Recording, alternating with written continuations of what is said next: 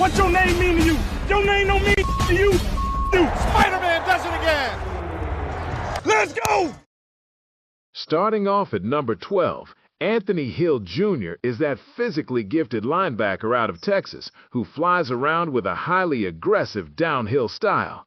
Standing 6'3" and 238 pounds, he's a sideline-to-sideline force who processed the move to the SEC with zero issues, racking up 23.5 tackles for loss and 12 sacks over his last 2 seasons.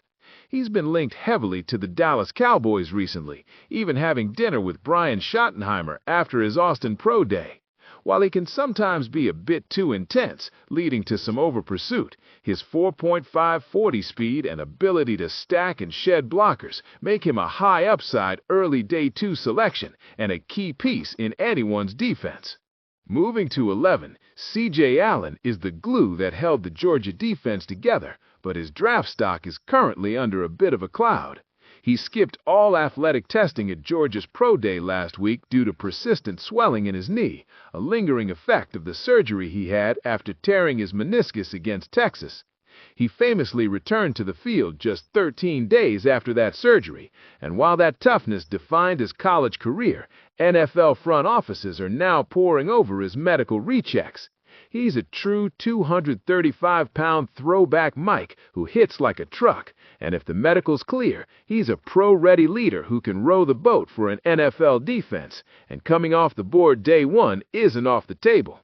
At number 10, we have Avieon Terrell, a competitive, feisty corner out of Clemson who plays with the kind of swagger you expect from someone with pro bloodlines. Following in the footsteps of his brother A.J., Avieon led the ACC in forced fumbles last year and collected 4.5 tackles for loss. He's currently projected as a potential top 20 pick for the New York Jets.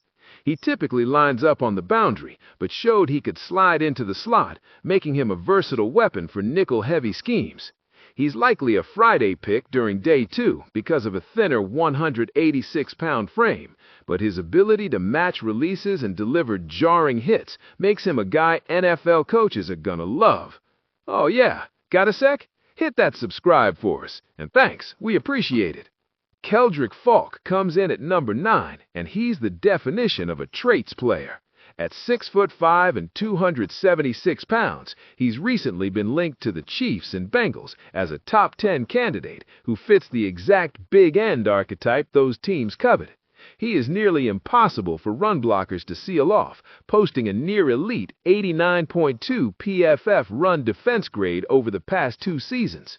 While there are some concerns about his pass rush production taking a step back in 2025, his immense size and ability to play as a classic 3-4 defensive end make him a lock for the top half of the first round. Then at 8, we've got Peter Woods, the Clemson anchor who provides that interior push that is so hard to find. He confirmed at the 2026 NFL Combine that he brings elite positional versatility, playing both the 3-tech and even some snaps on the edge at 298 pounds. While his shorter 31.25-inch arm length was a major talking point at the Combine, Woods dismissed those concerns, pointing to his tape where he consistently strikes and discards longer-armed blockers. He's a popular mock draft projection for the Chargers and Jim Harbaugh, offering a high-floor interior presence who can dominate in the twist game. At number 7, Mansoor Delane is a remarkably high IQ cornerback who solidified his stock by moving to the SEC and earning first-team All-American honors at LSU. He excelled in press coverage, recording 11 pass breakups while playing through a core muscle injury for much of the 2025 season. He measured in at 6 foot, 187 pounds at the Combine and turned heads with a 4.35 40 at his pro day. Some analysts believe he's actually a safer bet than Rueben Bain Jr. to stay in the top 15. His smooth hips and route recognition allow him to slam catch windows shut, making him one of the premier boundary corners in this class. Just ahead of him at 6 is Dillon Thieneman, a ball hawk through and through, who proved his production at Purdue wasn't a fluke by transferring to Oregon and establishing himself as the elite eraser of the Ducks secondary. He lit up the combine with a 4.35 40 and a 41-inch vertical, and he recorded 3.5 tackles for loss last season. He's currently a heavy favorite for the Minnesota Vikings at pick 18. He's an extension of the defensive coordinator on the field, adjusting the secondary to motion and pre-snap shifts. While his man coverage skills show some cracks, his relentless pursuit and elite ball skills make him a certain first-round selection. That wraps up the guys knocking on the door of the elite tier. Those 7 names are all potential game changers, but now we're shifting gears to the heavy hitters. These are the blue-chip cornerstones, the absolute difference makers that are going to reshape the league from day one. Kicking off the top 5 is David Bailey, a rush-ready pocket pillager. After transferring to Texas Tech, he racked up 19.5 tackles for loss and 14.5 sacks, leading his head coach Joey McGuire to lobby for him to go as high as number 2 overall. At 6'3" and 250 pounds, he brings a level of explosiveness and fluidity that scouts compare to a slashing NBA guard.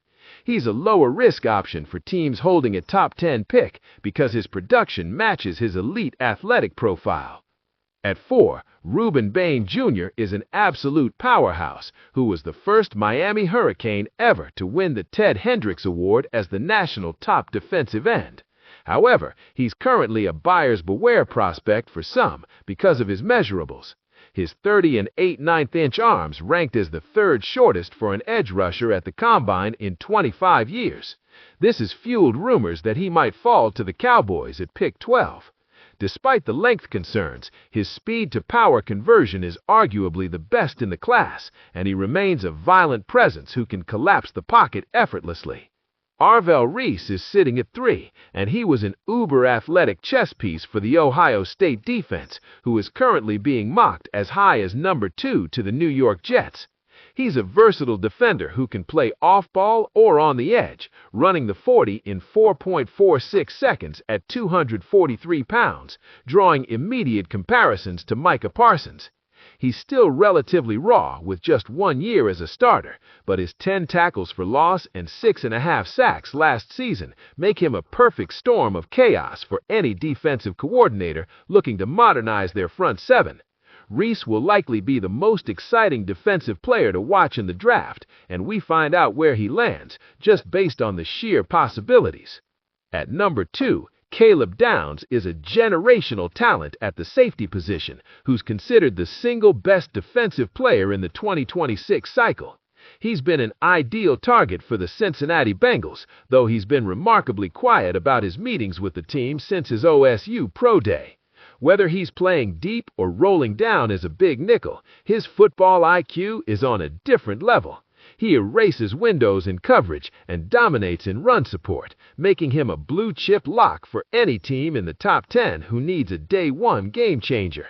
Finally, at the number 1 spot, Sonny Styles is the undisputed crown jewel of this defensive class.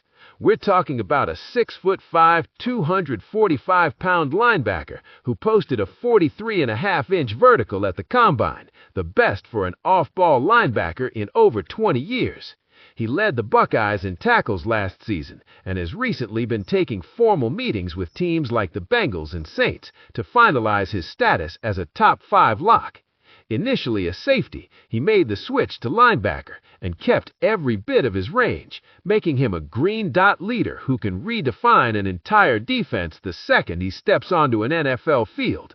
We don't see him getting past the Giants, and there's definitely a chance the Giants try to move up if they haven't re-signed Bobby Wagner. And that's it for now, but we can't wait to see where these rookies land. It's not that often we see such a deep defensive class. Make sure you let us know who we should have had in this top 12 in the comments and where we went wrong. Thanks for watching, and as always, What your name mean to you? Your name don't mean to you. Spider-Man does it again! Let's go!